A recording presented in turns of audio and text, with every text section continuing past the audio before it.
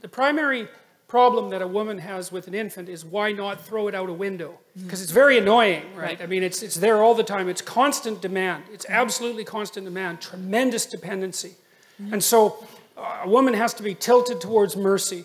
That's how it looks to me. Right. And especially during, it's so important during especially the first year when children are so unbelievably vulnerable. And so I think it's very difficult for women to be merciful like that and to make the shift to encouraging disciplinarian.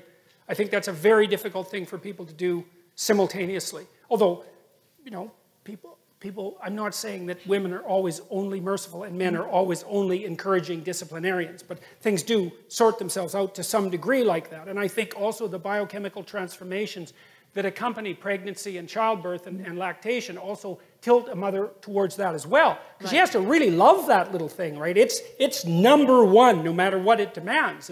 And then telling it what to do and making sure it's behaving properly, that's a whole different issue. The kids who lack fathers, I mean, first of all, they can find that to some degree in their friends. Okay. And that's often what fatherless boys do in particular. They go into gangs.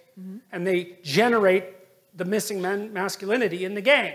Well, that's not so good because, like, what the hell do they know? Yeah. Well, they don't know anything, right? They're just stupid kids and they're like 15 years old and their testosterone is pumping and they're trying to get the hell away from their mother, which is what they're supposed to do. And they're not in the right position to exercise any authority over themselves. So that's not good. They can find it in education. They can find it in books. They can find it in movies. They can find it in sports heroes and so forth, because the image of the father is fragmented and distributed among the community. Okay. But it's very, very difficult to not have a father. Right. And you know, one of the things that we're doing in our society, which I think it's absolutely appalling, is that we're making the case that all families are equal. It's like, sorry, no, wrong.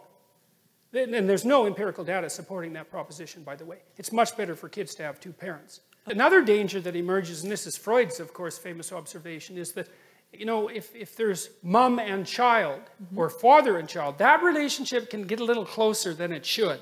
Okay. And then the lines get blurry and mixed. And I'm not saying that that happens to everyone, obviously, but it's still a danger that's inherent in the situation. They're thrust together too tightly without sufficient resources. Okay. And so the responsibility has to be distributed more. And like, I really do think that it's the sign of the degeneration of a society when single parenthood becomes anything approximating the norm.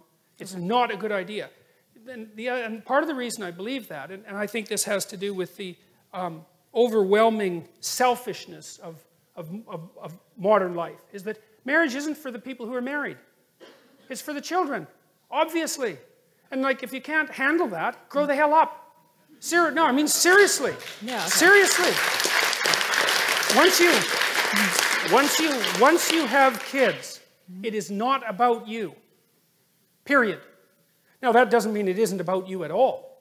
But that just seems so self-evident to me. I can't believe that anybody would even question it.